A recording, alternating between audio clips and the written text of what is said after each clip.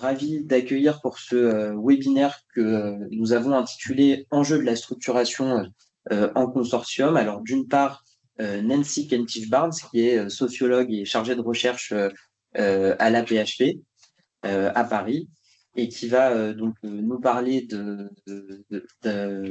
RHU, FAME, sur lequel elle est aujourd'hui impliquée.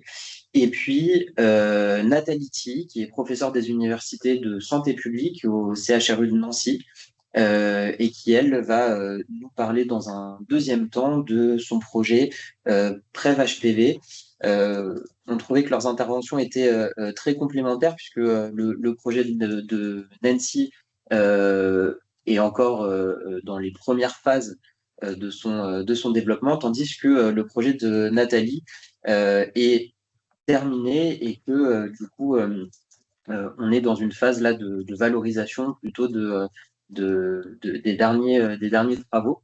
Donc voilà, comme ça on pourra avoir des retours qui balayent assez large l'enjeu de cette structuration en consortium. Nancy, je te laisse la parole.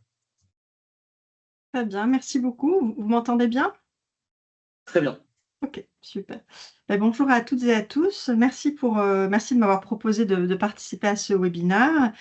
Comme l'a dit Clément, je vais donc vous présenter un projet de recherche qui est une recherche hospitalo-universitaire. Le projet s'appelle FAME. C'est un projet dont le responsable est le professeur Elie Azoulay, qui est réanimateur à l'hôpital Saint-Louis. Je suis la co-responsable. Et l'établissement porteur est l'Université Paris-Cité, et le financeur, l'Agence nationale de la recherche. Donc voilà ce qu'on va voir dans les 15-20 prochaines minutes. Je vais d'abord, avec une seule diapo, vous présenter ce que c'est qu'un projet RHU. Je voudrais ensuite prendre un petit peu le temps de vous expliquer qui est le groupe Famirea qui porte ce projet, d'où on vient pour comprendre finalement d'où vient aussi ce projet FAME et ce consortium. Je vais ensuite vous présenter ce projet, vous dire où est-ce qu'on en est, et je vous parlerai des défis qu'on rencontre et les leçons qu'on apprend au fur et à mesure, en sachant que je vous parlerai aussi de ça tout en présentant le projet FAME. Donc, les projets RHU sont en fait, cette action RHU vise à soutenir des projets de recherche en santé ou de recherche clinique qui présentent, et c'est important, un potentiel de transfert rapide vers la pratique médicale, l'organisation des soins ou vers l'industrie. Et donc, ces projets doivent associer des compétences d'équipe académiques et hospitalières et celles d'industriels qui sont ensuite en capacité d'emmener les solutions développées vers le marché. Donc, avoir un partenaire industriel, c'est une condition pour avoir un financement RHU. Et donc, ces projets sont financés sur une durée de 5 ans et nous avons eu un financement en 2022, donc sur 2022-2027, et nous sommes à peu près à mi-parcours. Donc d'abord, quelques mots sur Famirea, tout ça dans l'intention, dans l'idée de comprendre, de mieux comprendre comment on a construit ce projet et comment on a monté le consortium. Donc on est un groupe de recherche pluridisciplinaire. Il y a de manière permanente dans notre groupe des médecins, réanimateurs, psychiatres, des chercheurs en sciences humaines et sociales, sociologues, psychologues. Il y a une infirmière de recherche. Et puis en fonction de nos études et de nos budgets, on emploie d'autres personnes pour nous aider dans ces recherches. Et donc, nos études, elles portent sur l'expérience des familles de patients hospitalisés en réanimation. Et évidemment, si on veut bien comprendre cette expérience, on s'intéresse aussi au vécu des patients et des soignants, tous soignants confondus, parce qu'on sait que ces différentes expériences sont interdépendantes. Et donc, notre groupe est basé à l'hôpital, à la PHP. Et donc, il a pour mission, bien sûr, de mieux comprendre le vécu de chacun, mais aussi de proposer des pistes d'amélioration des pratiques et de la prise en charge des familles. Et puis, un autre élément important, c'est que nous n'existons, en tout cas notre recherche n'existe que grâce à l'implication d'un certain nombre d'investigateurs dans des services de réanimation. Donc, on a un réseau d'une 60aine de services de réanimation en France qui participent à nos études, qui acceptent d'inclure des familles, de tester des stratégies, etc. Et c'est vraiment grâce à eux qu'on peut faire notre recherche. Je pense que c'est important de le souligner. Donc nous développons depuis un certain nombre d'années des recherches à méthodologie mixte, donc avec des méthodologies quantitatives et qualitatives. On a fait pas mal d'études observationnelles, des essais randomisés, des études qualitatives. Un petit aperçu ici, on a publié une centaine de papiers, mais là, sur les études observationnelles, quelques exemples. J'ai encadré en rouge un papier qui date maintenant d'il y a 20 ans, mais qui était le premier papier sur le stress post-traumatique chez les proches de patients hospitalisés en réanimation. Et j'insiste là-dessus parce que le projet FAME est vraiment centré sur le stress post-traumatique. Des essais randomisés qui portent essentiellement sur des stratégies pour améliorer la communication et l'accompagnement des familles, et notamment dans les situations de fin de vie en réanimation. Des études qualitatives, donc moi je suis sociologue, j'apprécie tout particulièrement l'approche qualitative, et donc on utilise cette approche qualitative souvent pour générer des hypothèses et aussi pour nous aider à mieux comprendre les résultats des études quantitatives. Et puis Elie Azoulay et moi-même avons participé à la rédaction de recommandations de bonnes pratiques, à la fois françaises, européennes et internationales, sur les soins centrés sur les familles et sur la fin de vie en réanimation. Donc, le projet FAME est vraiment dans la continuité de Famiréa. Ce groupe Famiréa existe depuis une vingtaine d'années.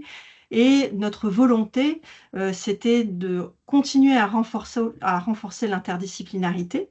Donc, on voulait développer des nouvelles collaborations interdisciplinaires, développer aussi des nouvelles questions de recherche.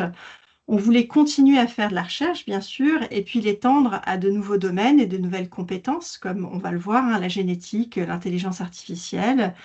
On voulait aussi développer des outils d'aide aux proches et pouvoir les évaluer.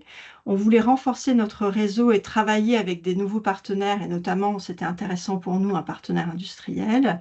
On voulait aussi développer un groupe de proches partenaires, donc faire un peu plus de la recherche avec une approche participative, ce qui était plus nouveau pour nous, et développer la formation des soignants, ce qui concerne l'accompagnement des familles. Donc ce projet RHU est né de ces différentes volontés. Et donc, je le dis dès le début, c'est un projet du groupe Famiréa. Donc, bien si on va le voir, on a de nombreux partenaires, mais c'est un projet qui émane de notre groupe. On est, Elie Azoulay, moi-même, et puis Frédéric Pochard, qui est psychiatre, les coordinateurs et responsables de ce projet. Et on a déjà une expérience de l'interdisciplinarité. Je pense que c'est des points importants à souligner.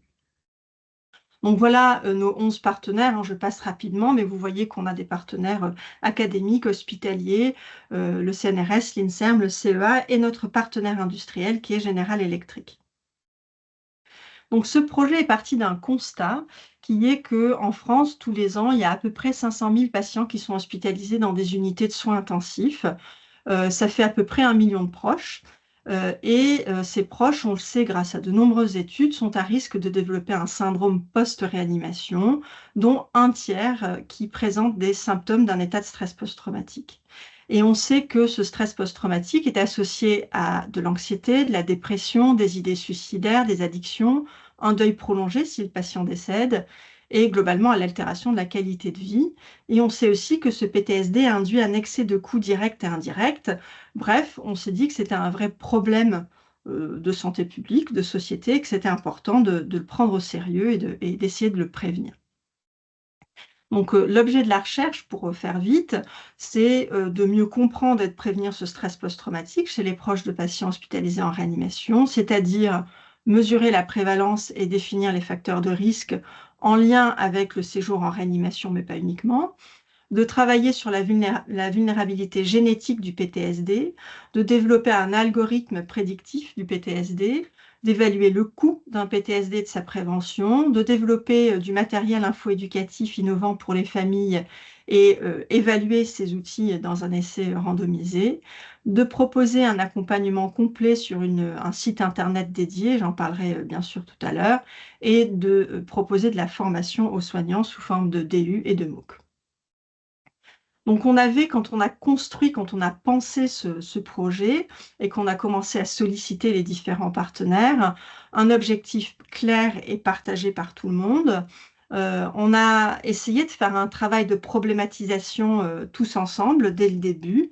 Et puis, on a essayé de se comprendre mutuellement parce que là, on commençait à travailler avec des partenaires avec lesquels on n'avait pas l'habitude de travailler. Donc, c'était d'essayer justement d'avoir une compréhension mutuelle des enjeux disciplinaires et de tout ce qui est des contraintes, etc., des différents chercheurs selon leur discipline. Oups, pardon. Donc voilà le schéma de notre consortium. On a 7 work packages et chaque work package est porté par quelqu'un d'un domaine un peu différent, donc pour refléter l'interdisciplinarité. Le work package 1 de gestion et de coordination est porté par Elie Azoulay, qui est réanimateur. Le work package 2 qui porte sur l'évaluation multimodale du PTSD est porté par le professeur Jean Régnier, qui est réanimateur à Nantes. Et évidemment, il y a toute une partie génétique, biobank dans ce work package porté par des généticiens et des spécialistes de ces questions. L'algorithme, le WP3, est porté par Édouard Duchesnay au CEA, qui est un spécialiste du machine learning. Dans le WP2 et 3, on a bien sûr aussi l'intervention de psychiatres, hein, parce qu'on est là sur le stress post-traumatique. Le WP4 sur le développement des outils et l'essai randomisé est porté par moi, qui suis donc sociologue. Le WP5 sur tout ce qui est développement d'outils plutôt informatiques et le site web est porté par le docteur Marc Visocki de General Electric. Le WP6 sur les coûts économiques du PTSD est porté par Isabelle Durand-Zeleski, qui est professeure en santé publique. Et le WP7 de dissémination et formation est porté par le professeur Nadia Issaoui à l'UPC. Donc on a au total un peu plus de 20 chercheurs, on a 3 doctorants, on a 6 prestataires, j'en parlerai tout à l'heure. Et on a bien sûr un SAB très important, je le dirais. Et dès le début, quand on a construit ce consortium, il a fallu bien se répartir et clarifier les rôles de chacun, donc pas mal de réunions en amont. Et puis aussi, et j'insisterai tout au long de ma présentation, sur l'identification des besoins financiers de chaque work package. Le SAB vraiment est très engagé sur ce projet. C'est un SAB international qui connaît bien le sujet, de près ou de loin, et qui est vraiment là pour nous poser des questions, nous provoquer, nous rappeler aussi les principes de l'interdisciplinarité. Vraiment, le SAB joue un rôle très important dans notre projet et on compte beaucoup sur lui. Un élément important dans notre consortium, dans ce projet, c'est l'interdépendance des work packages. Et ça, je pense que c'est une difficulté potentielle pour nous.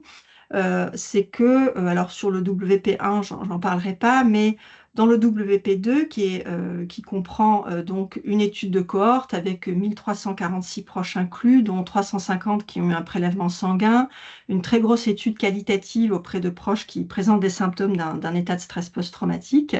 Évidemment, les données de ce Work Package 2 vont nourrir le travail qu'on peut faire dans le Work Package 3 et ces données vont aussi nourrir le travail qui est possible dans le Work Package 6. Sans ces données, il n'y a pas d'analyse, par exemple, médico-économique, on ne peut pas travailler sur l'algorithme. Donc un retard ici va entraîner forcément un retard dans les autres Work Packages. Il y a une interdépendance aussi entre le 2 et le 4, c'est-à-dire qu'on ne pouvait pas commencer un essai randomisé tant que la première étude clinique n'était pas terminée. Donc cette étude a eu lieu dans 62 services de réanimation, la deuxième dans 28. Et puis, il fallait évidemment qu'on ait développé tout le matériel info-éducatif avant de pouvoir commencer l'essai randomisé. Donc, ça voulait dire 5 groupes de travail, 5 prestataires différents, parce qu'on a travaillé avec des spécialistes de la réalité virtuelle, des capsules vidéo, des bandes dessinées, etc. Donc, l'essai randomisé, c'est un essai plateforme qui, pour l'instant, comporte 2 essais randomisés, mais je passe rapidement là-dessus. Eh bien, ces données-là, issues de l'essai randomisé, vont nourrir là aussi le Work Package 6. Et tant que ces outils ne seront pas évalués, eh bien, on ne pourra pas finaliser la plateforme. Donc voilà, quelques exemples d'interdépendance dans ce projet. Et puis dans ce projet, avec notre partenaire industriel, General Electric, on travaille sur un système d'information qui va de la plateforme FAME vers le système informatique au lit du malade HACC, donc qui permettrait aux proches d'envoyer des informations que les proches estiment être importantes pour la prise en charge du patient, et puis permettrait aux proches qui le souhaitent de recevoir des bulletins de santé automatisés générés par HACC.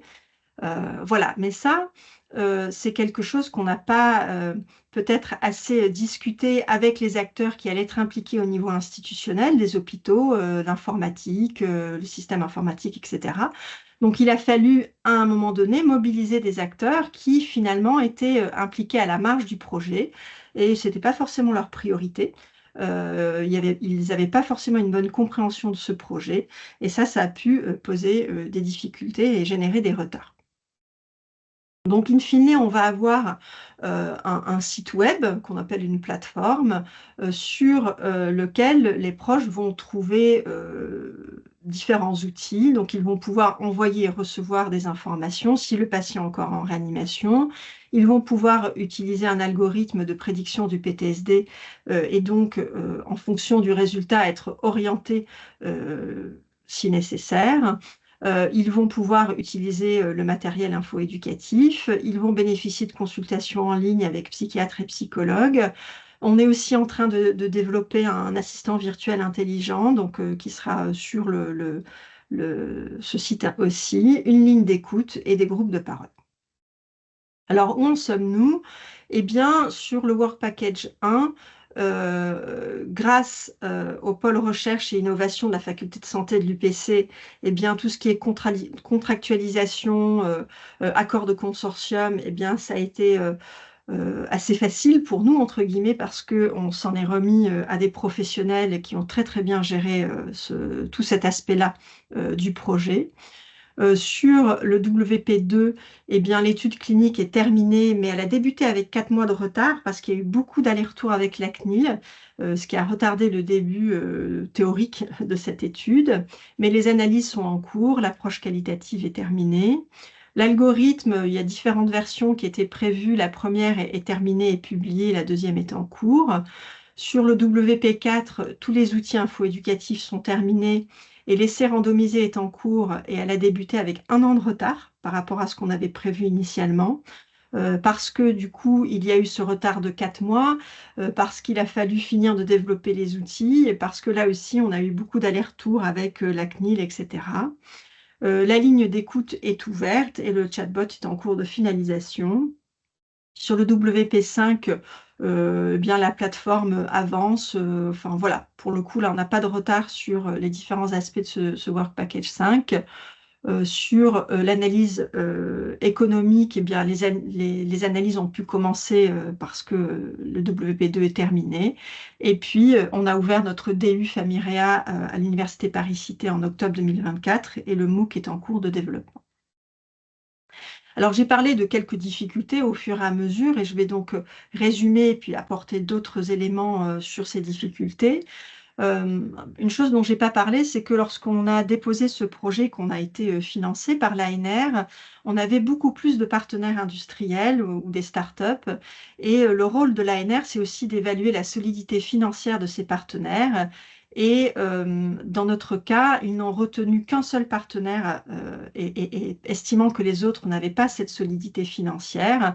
Et donc certains de ces partenaires, on a dû leur annoncer qu'ils devenaient des potentiels prestataires avec des marchés publics et donc des partenaires qui n'ont pas toujours été retenus même comme prestataires. Ça a été une difficulté pour nous. Même si, évidemment, je pense que ça nous a aussi protégés parce qu'il ne fallait pas qu'on se retrouve avec des partenaires en difficulté financière. Ça aurait pu plomber tout le RHU. Dans ce consortium, on a beaucoup d'acteurs, vous l'avez vu, donc il y a vraiment un besoin de leadership, de coordination. Il faut des fois prendre des décisions tranchées. Et donc ça, c'est le rôle du leader, voilà, de cette équipe de coordination. Et puis, il faut travailler à la fois de manière indépendante, Par exemple, bon, moi je suis sociologue, je ne peux pas forcément avoir un avis sur ce que font les généticiens ou ceux qui travaillent sur le machine learning, mais c'est important aussi d'être ensemble, c'est-à-dire de comprendre un minimum ce qui se fait dans les différents work packages. Difficulté, évidemment, la durée des démarches administratives, mais je l'ai déjà dit, ainsi que l'interdépendance des work packages. Une autre difficulté, c'est quand on construit un projet, eh bien, on va un petit peu vite sur le budget. Et donc, avoir un budget approximatif, ça peut nous jouer des tours après parce que les réajustements sont possibles, mais limités. Donc, c'est important, je dirais, de bien anticiper les budgets. Il y a parfois des problèmes de calendrier différents parce que quand on fait de la recherche et quand on est prestataire, eh bien, la recherche, ça va moins vite et donc ça peut créer de la frustration chez les prestataires. Il faut faire vivre l'interdisciplinarité, je dirais que c'est un vrai défi. Il faut des moments d'échange, il faut créer ces moments d'échange à différents moments, notamment il faut pouvoir discuter des résultats préliminaires, il faut créer un peu d'interaction autour de ces résultats, et puis le rôle du SAB là est très important. Et puis l'implication des proches, je dirais que on a appris, hein, moi j'ai appris qu'on aurait dû les impliquer dès le début, mais en fait notre difficulté, ça a été de créer un groupe de proches partenaires, et donc voilà, ça a été plus difficile qu'on ne l'imaginait. Ce qu'on a appris, pour faire très vite, et je finirai là-dessus, c'est que pour tout ce qui est contractualisation et négociation, vraiment c'est important de s'appuyer sur les spécialistes de ces questions. Et grâce à l'Université Paris-Cité, on n'a pas eu de problème, mais on a bien vu quand même que c'était un très très gros travail. Mieux anticiper les temporalités de la recherche, je l'ai déjà dit, mais même si on a beaucoup d'expérience, ben, on est toujours optimiste. Le besoin d'une gouvernance claire et efficace, donc bien cadrer les partenaires. Il ne faut pas supposer que tout le monde a tout compris. Il faut bien répéter souvent différents éléments. Voilà, la communication est majeure. Je dirais que c'est très important de maintenir une dynamique et un respect des timings. On a un projet sur 5 ans, donc il faut insister là-dessus. Et puis, il faut communiquer grâce au COMEX, une fois par mois pour nous, aux assemblées généraux. Et puis, c'est très important, moi je dirais, d'avoir des moments conviviaux. Ça peut faire sourire, mais on ne peut pas se contenter de réunions formelles. Il faut avoir des moments où on va au restaurant, où on échange. Et c'est ça qui fait vivre aussi le consortium. J'ai déjà insisté sur le rôle primordial du SAB, mais attention, je dirais que il faut aussi il faut dire que ce SAB a besoin d'un certain temps pour s'approprier aussi le sujet, pour bien le maîtriser le projet. Bon, nous, on a des prestataires, donc j'ai appris qu'il fallait faire des points réguliers avec ces prestataires. Il faut, moi j'insiste là-dessus, consacrer du temps en amont au budget, parce que vraiment un budget mal calculé, ça peut faire plomber une étude, un projet. Et puis impliquer les proches, je l'ai déjà dit, quand on veut impliquer des proches ou des patients, il faut le faire dès le début du projet, à mon avis. Donc je vais m'arrêter là.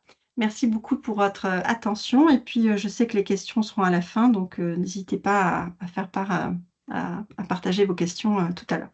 Merci. Merci beaucoup Nancy pour cette présentation. C'était très clair. Je pense que c'est très inspirant. Alors, côté opérationnel sur le programme, je confirme que j'ai pris beaucoup de notes. J'espère que du coup, dans l'Assemblée aussi. Je passe tout de suite la parole à Nathalie Tilly pour la deuxième présentation. Oui, merci de me donner l'opportunité de vous faire un retour d'expérience sur le programme de recherche PrEP-HPV. J'ai été très intéressée par la présentation de Nancy et vous verrez que on retrouve un certain nombre de règles communes ou de points communs, même si le sujet de recherche est complètement différent. Donc moi, je suis Nathalie Tilly, je suis épidémiologiste et prof de santé publique. Et dans le domaine de la recherche, je suis plus particulièrement spécialisée dans l'évaluation des interventions de santé et plus particulièrement dans le bon usage des antibiotiques et des vaccins. Alors, je vais commencer par vous décrire un peu de quoi ça parle PrEP-HPV et ensuite je passerai aux éléments de réussite d'un consortium interdisciplinaire. Alors, le projet, il a démarré en 1900, j'ai un peu de retard, excusez-moi, en 2018, suite à un constat que vous voyez ici sur cette diapositive, qui est que la France était particulièrement à la traîne en matière de couverture vaccinale contre les HPV, puisqu'on voit une couverture vaccinale de 21%, alors qu'on a un certain nombre de pays européens qui sont au-dessus de 50%, voire même au-dessus de 75%, et des pays notamment très proches tels que le Portugal, l'Espagne ou le Royaume-Uni. Donc, suite à ce constat, on a l'Institut de recherche en santé publique, en collaboration avec l'ITMO Santé publique, qui a lancé un appel à manifestation d'intérêt en juin 2018 pour construire et mettre en œuvre un projet de recherche en épidémiologie et sciences sociales sur l'acceptabilité de la vaccination HPV chez les jeunes filles en âge scolaire. C'était l'intitulé initial du programme. Donc, l'appel à manifestation a été lancé et les équipes de recherche avec un représentant devaient soumettre un pré-projet d'une quinzaine de pages. Et la date de clôture était fixée au 14 juillet 2018, date à laquelle les institutions ont eu 23 candidatures. Au mois de septembre, on a su qu'il y avait 9 équipes qui avaient été sélectionnées parmi les 23 qui avaient postulé. 9 équipes donc pour construire, mettre en œuvre et valoriser ce programme de recherche.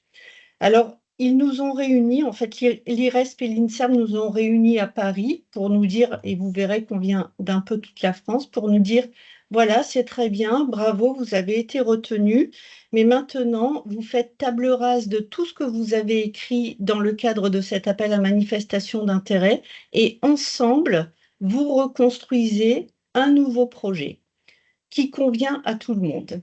Donc c'était un défi important parce que chacun était vraiment très attaché à ce qu'il avait commencé à cogiter et à construire, mais il fallait déconstruire tout ça pour reconstruire un projet commun. Et c'est ce que nous avons fait entre septembre 2018 et avril 2019, puisque nous avons rédigé le protocole du programme de recherche et nous en avons issu également le budget. Alors, ce n'était pas sans difficulté et sans heurts. Et d'ailleurs, il y a une équipe qui nous a lâché en cours de route, puisque en avril 2019, quand on a déposé le projet après des modifications, on n'avait plus que 8 équipes. Et c'est en mai 2019 que le protocole a été complètement validé par le comité d'évaluation scientifique international, qui était complètement indépendant. On n'avait aucune connaissance de qui faisait partie de ce comité d'évaluation. Donc, on a eu quelques échanges sur le protocole, mais il a été complètement validé en mai 2019 et le budget accepté en l'état sans aucune modification. Donc ensuite, à partir de mai 2019, on a commencé à travailler entre les différentes équipes, l'IRESP et l'INSERM, à créer un consortium et à conventionner et à rédiger notamment cet accord de consortium. Et c'était, à mon avis, très important que les responsables d'équipe soient vraiment dans la boucle de la rédaction de cet accord de consortium. Donc, vous voyez ici les 8 équipes interdisciplinaires qui ont été retenues et qui sont allées jusqu'au bout de la démarche. Donc, on a des numéros d'équipe. L'équipe 1, donc c'est l'équipe coordonnatrice, c'est la mienne spécialisée en épidémiologie et en santé publique. Mais vous voyez qu'il y a des équipes en médecine générale, en psychologie de la santé, dépistage, biostatistique, épidémiologie vaccinale, économie de la santé et maladies infectieuses. Donc, on a vraiment un consortium interdisciplinaire et chaque équipe est représentée par un chef d'équipe. Donc, vous voyez ici une photo des principaux intervenants, des principales personnes qui ont mis en œuvre ce programme de recherche avec sur la gauche les disciplines concernées. Alors, le programme de recherche, en quoi il consistait? Il était divisé en 3 work packages ou 3 phases. On avait une première phase qui était ce qu'on appelait la phase diagnostique, qui avait pour but d'évaluer les connaissances, représentations, attitudes, préférences et leviers à la vaccination dans différentes populations cibles, les collégiens, qui sont les cibles de la vaccination, leurs parents, les professionnels des collèges et les médecins généralistes. Il était prévu que cette phase démarre en septembre 2019 et se termine en juin 2020. Sauf que en mars 2020, on a eu un petit artefact avec le Covid-19 et le confinement. Donc, toutes les enquêtes en cours, notamment dans les collèges, ont dû être arrêtées brutalement pour être reprises en septembre 2020, ce qui nous a conduit à avoir un peu plus de 6 mois de retard puisque nous avons fini cette phase en février 2021. Ensuite, à partir de la littérature internationale et des résultats de la phase diagnostique, nous sommes passés au Work Package 2, qui était la co-construction avec les parties prenantes de 3 interventions qui étaient censées améliorer l'acceptabilité de la vaccination et la couverture vaccinale in fine. Donc, les parties prenantes, il y avait les collégiens, les parents, les professionnels des collèges, les médecins généralistes qui ont été intégrés dans les différents groupes de travail pour construire les différentes interventions. On avait 3 interventions, une intervention éducative en collège, que je ne détaillerai pas par manque de temps, une intervention de formation des médecins généralistes et développement d'un outil d'aide à la décision, et une intervention qui consistait à aller vacciner gratuitement les collégiens sur les sites des collèges en utilisant des unités mobiles de vaccination. Donc, comme nous avions pris un peu de retard dans le Work Package 1, on a forcément eu le même retard dans le Work Package 2, puisqu'il est conditionné au 1.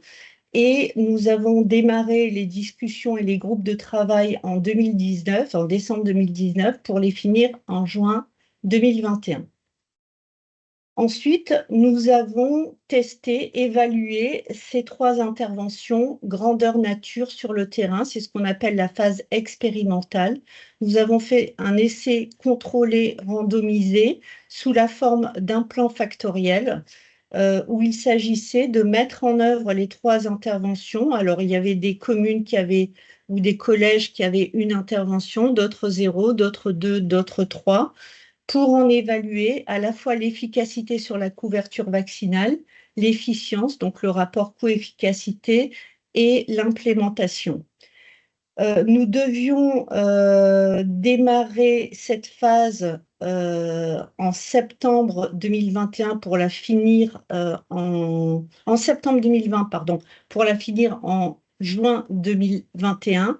Mais à cause du Covid, donc nous avons pris du retard et nous avons reporté sur l'année qui suivait. Alors, comment nous nous sommes organisés et comment avons-nous fonctionné pour mettre en œuvre tout ça? Je dirais que l'accord de consortium, c'est vraiment un point particulièrement important où il ne faut pas négliger le temps que nous passons à définir le contenu et les règles du jeu de la collaboration.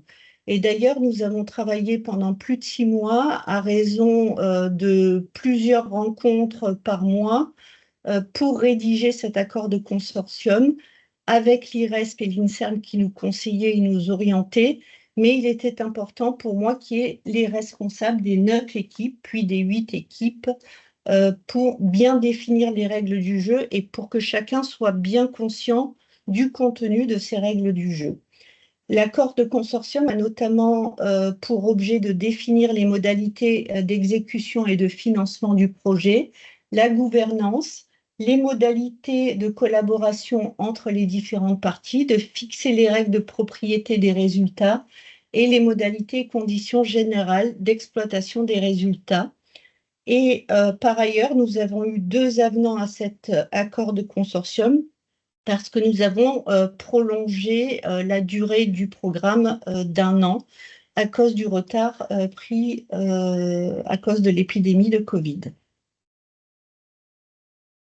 Quand nous avons rédigé le protocole, le budget et l'accord de consortium, ce qui était important pour nous, c'est que chaque équipe se retrouve responsable d'au moins une partie du programme, voire deux parties. Donc, chaque work package a été divisé en différents livrables.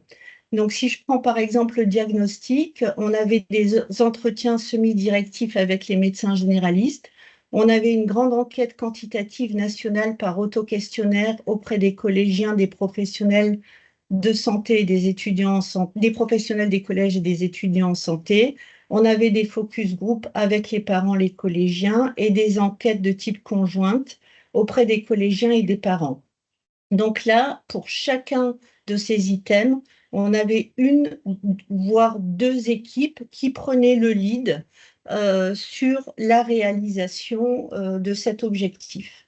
Ensuite, au niveau de la co-construction, on a constitué 3 groupes de travail avec les différentes parties prenantes et chaque groupe de travail était leadé par une équipe. Donc, l'équipe 5, c'est l'équipe d'Amandine Gagneux. L'équipe 4, c'est l'équipe d'Anne-Sophie Banazuc. Et l'équipe 2, c'est l'équipe de Serge Gilbert. Donc, ils avaient pour mission de coordonner les groupes de travail sur l'avancée du contenu des interventions et la réalisation, la construction des outils et des méthodes qui servaient à délivrer l'intervention. Ensuite, dans la partie expérimentale, on avait la partie implémentation, évaluation de l'implémentation, évaluation de l'efficacité sur la couverture vaccinale, mais également sur les connaissances, attitudes, pratiques et comportements, et l'évaluation de l'efficience. Et là encore, on avait des équipes qui leadaient chacune des parties de Work Package. En termes de gouvernance, on avait un promoteur qui était l'INSERM, en charge des aspects réglementaires et du suivi financier.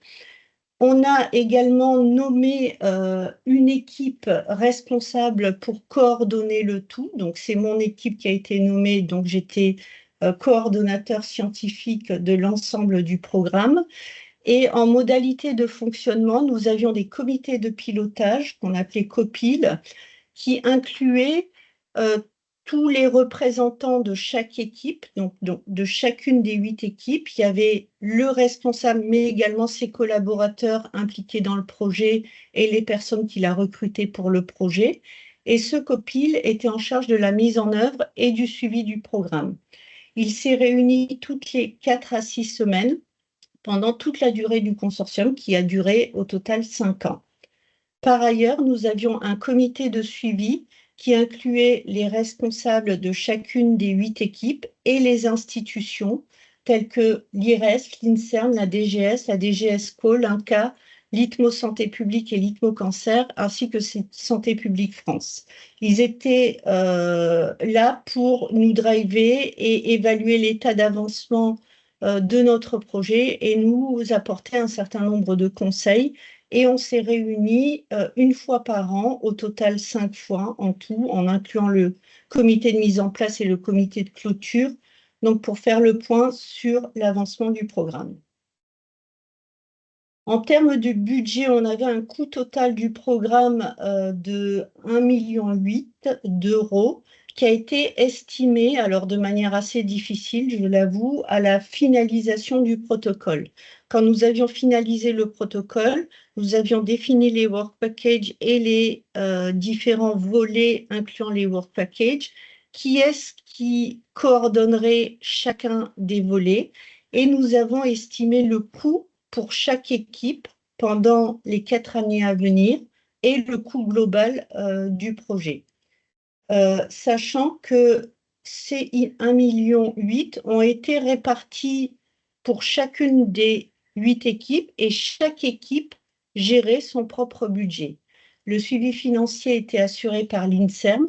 On a bien entendu des surcoûts qui n'ont pas été prévues au départ, notamment le fait qu'on ait l'extension de la vaccination aux garçons à partir de 2021 et l'épidémie de Covid qui a généré du retard, donc des surcoûts. Mais on a également des économies qu'on n'avait pas prévues, telles que les déplacements, le temps de personnel qui avait peut-être été un peu surestimé. Ce qui fait qu'au final, à la fin du projet et des 5 ans du projet, on a dû rendre, à notre plus grand désespoir, 250 000 € à l'INCa.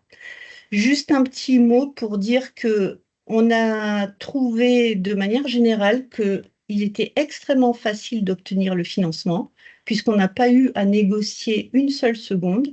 Les négociations ont eu lieu essentiellement sur le protocole. Ah oui, j'ai peut-être oublié de dire que le financement, il provient de l'INCa et du plan cancer 2014-2019.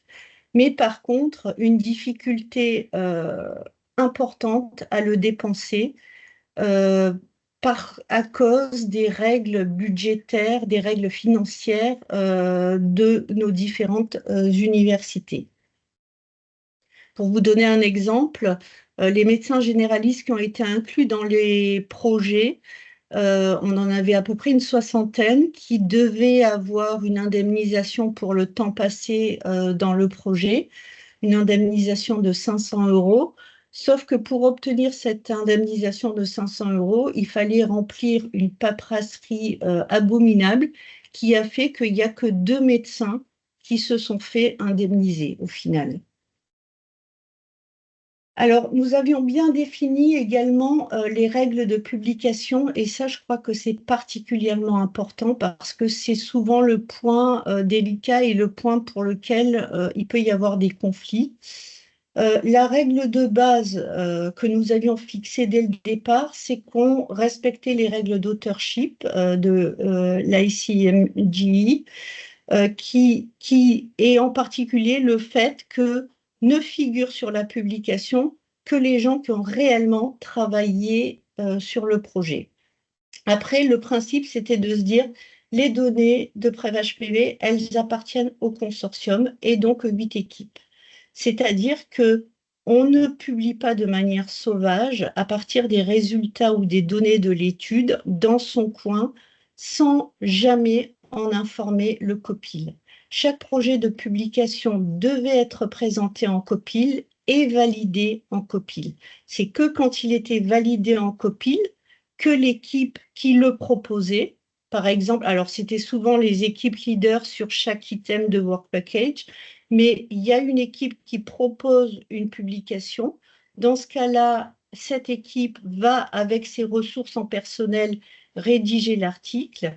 Et dans l'article, une première version de l'article qui sera revue, amendée, corrigée par les autres équipes. Et dans ce cas-là, il est obligatoire que dans chaque publication, chaque équipe soit représentée par au moins une personne. Donc, on a l'équipe qui prend en charge la publication et l'écriture, qui a le droit de mettre comme auteur tous les partenaires qui travaillent. Et après, les co-auteurs, il faut qu'il y ait au moins un membre par équipe. Et c'est le responsable d'équipe qui dit, sur cette publication, ce sera moi, sur cette publication, ça sera ma collaboratrice un tel et un tel. Le positionnement, après, il était fonction de la contribution de chacun et nous avons eu exactement la même démarche pour les présentations en congrès. Alors, nous avions également fixé quelques règles supplémentaires que je pense qui sont importantes. Pour nous, et je l'ai dit dès le départ, ce n'est pas moi qui prends des décisions. Moi, je suis coordonnatrice, je ne suis pas décideur de ce qui va se faire et que les décisions, elles doivent toujours être collectives et prises en COPIL, après un vote éventuel. De même, les litiges, les discordances, les difficultés sont toujours traités en COPIL. Ne jamais, alors ça, je les ai saoulés avec cette phrase, ne jamais perdre de vue l'intérêt collectif, se faire confiance, et je vous assure qu'au début, ce n'était pas du tout acquis, et bien penser à mettre en avant le travail de chacune des équipes. Je sais qu'à plusieurs reprises, j'ai été sollicitée notamment pour faire des interventions en congrès ou des interventions autres. Et plus d'une fois, j'ai dit, bah non, pour cette partie, c'est plutôt un tel ou plutôt un tel. Donc, il faut que chaque équipe s'y retrouve, en fait, et une part dans la réussite collective. Bien évidemment, la transparence et la communication sont des éléments majeurs et sans doute pas les plus faciles. Au final, ça n'a pas si mal marché que ça, parce que malgré les difficultés et la crise de Covid, on a fini par arriver au bout de la démarche avec une valorisation scientifique importante, puisque à ce jour, on a 18 articles dans des revues internationales publiés ou acceptés. On a 5 articles qui sont en cours de soumission. On a participé à un certain nombre de congrès internationaux et de congrès nationaux. Le point, alors ça, je dirais qu'en tant que chercheur, c'est peut-être notre travail de valoriser scientifiquement. Le point où on a fait attention, c'est également de diffuser notre expérience et nos outils, notamment aux professionnels de terrain, aux institutions, aux ARS, pour faire connaître et au grand public, pour faire connaître notre travail par des communiqués de presse, par des articles de presse, par les médias sociaux. On a participé, c'est Judith Muller en particulier, à un café de l'IRESP sur la communication autour du vaccin. On a réalisé nous-mêmes, alors c'est un peu artisanal, des capsules vidéo pour la Semaine européenne de la vaccination en 2023.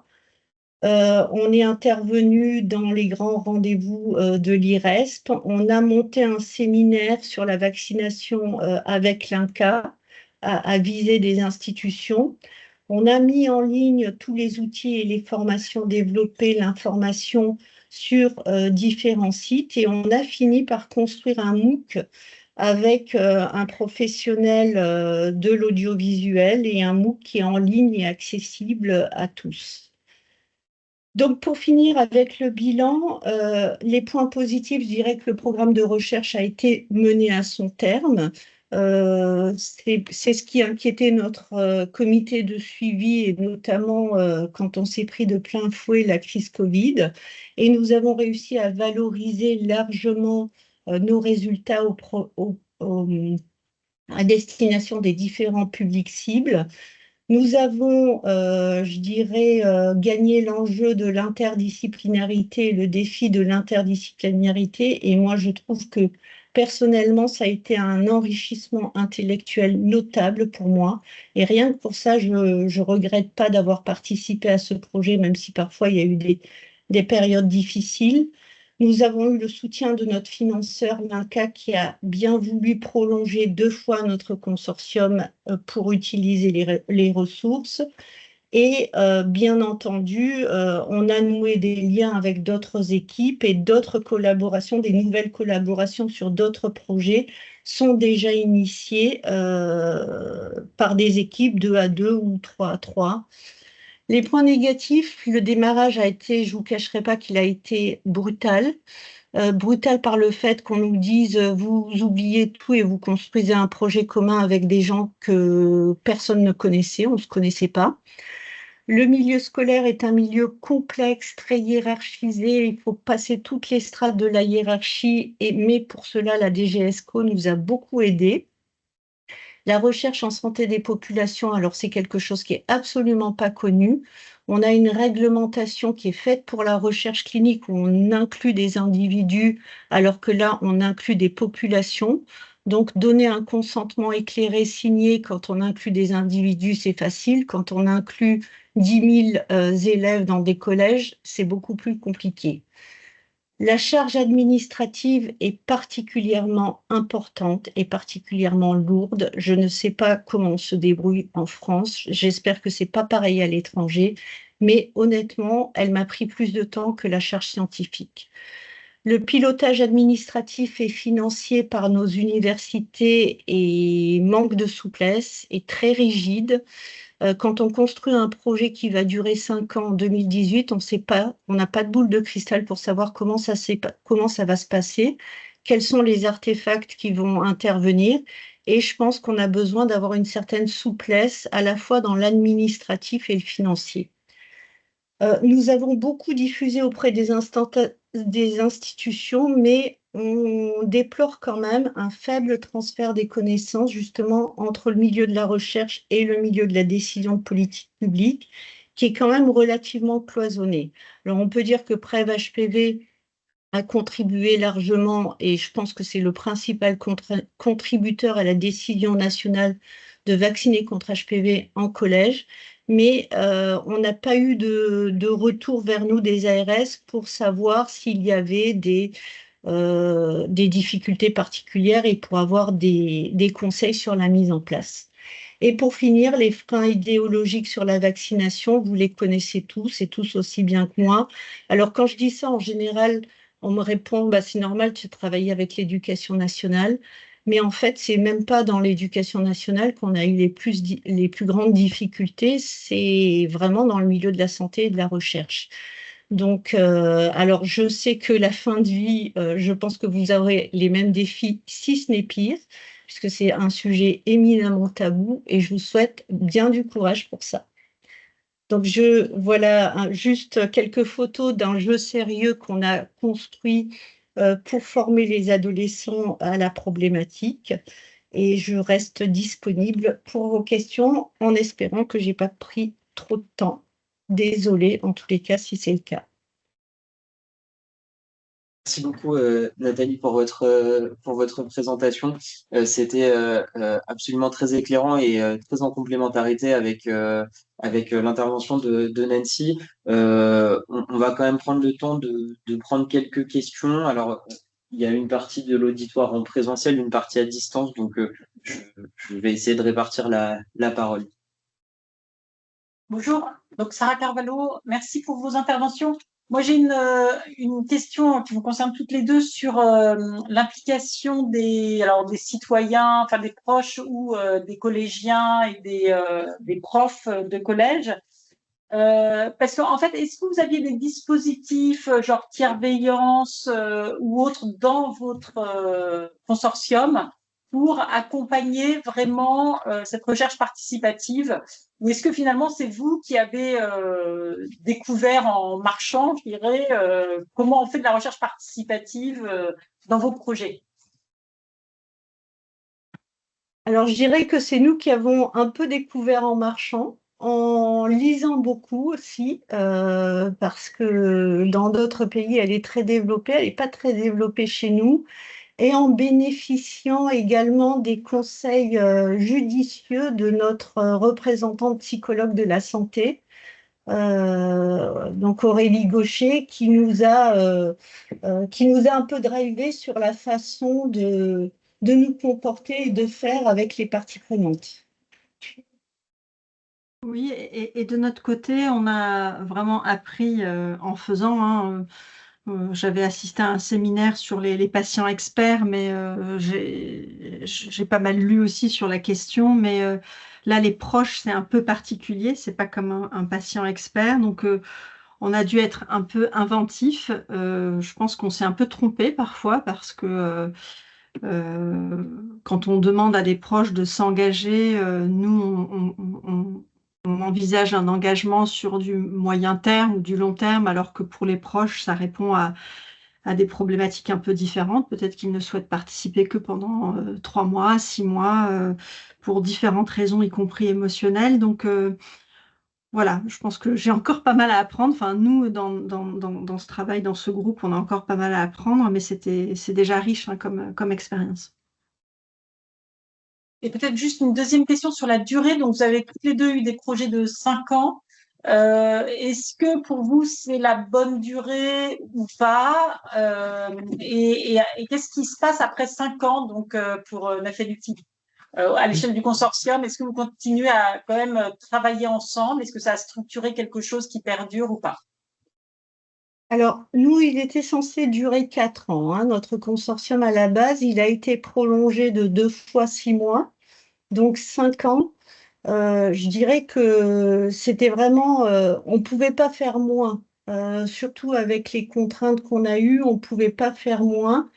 J'ai pas constaté de désengagement ou de baisse de la motivation, bien au contraire, parce que en fait, l'expérimentation, c'était un peu le Graal et tout le monde l'attendait.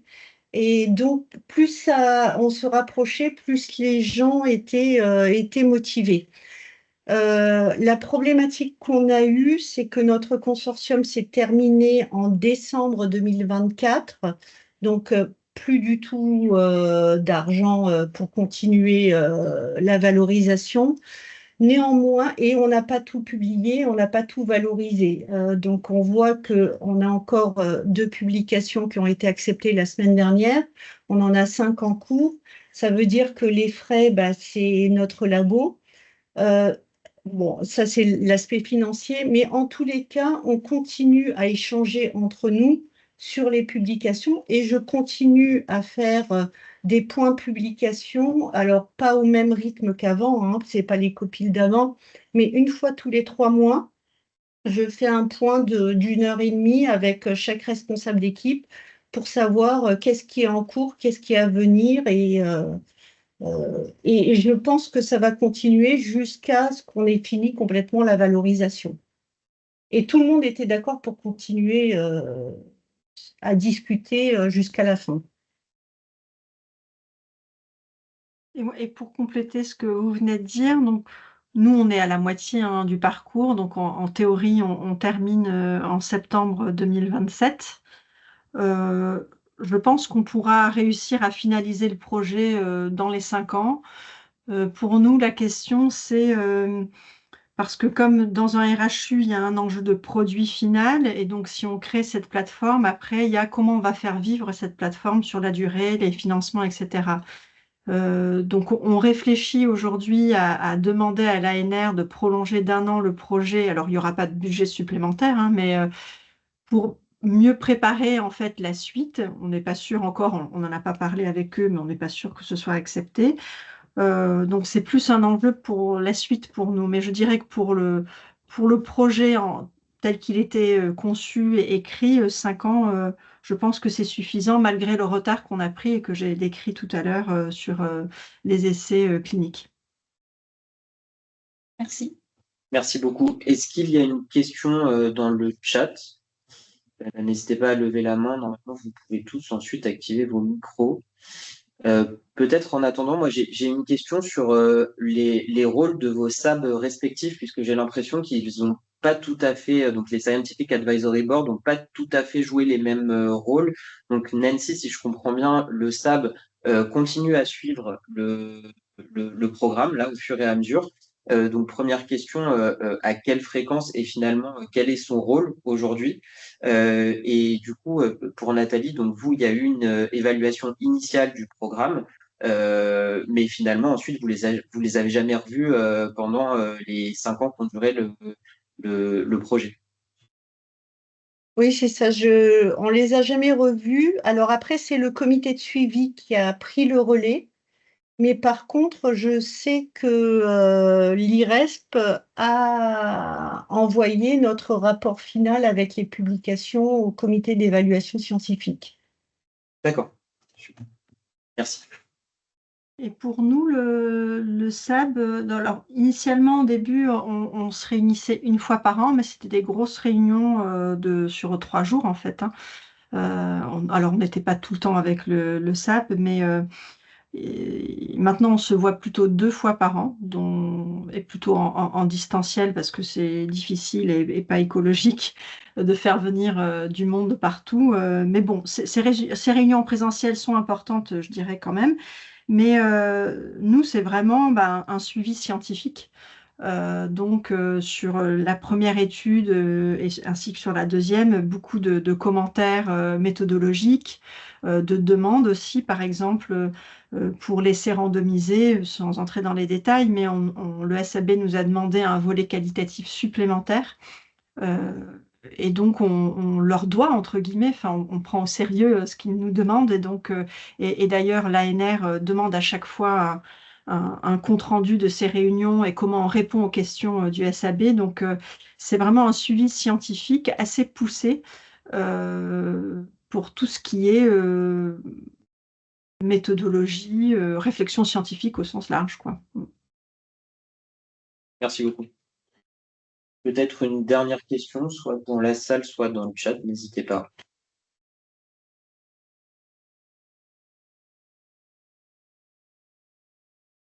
Eh bien, sinon, je vais une nouvelle fois vous remercier. Merci beaucoup pour vos présentations. Vraiment, c'était très éclairant. Et aucun doute qu'on reviendra vers vous aussi avec des questions cette fois plus opérationnelles pour la gestion du programme. Donc, vraiment, merci pour vos présentations. Et puis, à très bientôt. Donc, là, contrairement aux précédentes séances, on n'a pas de nouveau webinaire prévu. Là, on est dans la période de fin de l'appel à candidature. Pour rappel, vous avez jusqu'au 10 juin pour les déposer sur le site de la plateforme. Par contre, nous reviendrons donc à la rentrée, une fois l'annonce des lauréats et des consortia, avec du coup de nouvelles propositions que nous sommes en train de travailler. Voilà. Merci à toutes et tous de votre attention. Merci et bon courage pour votre programme de recherche.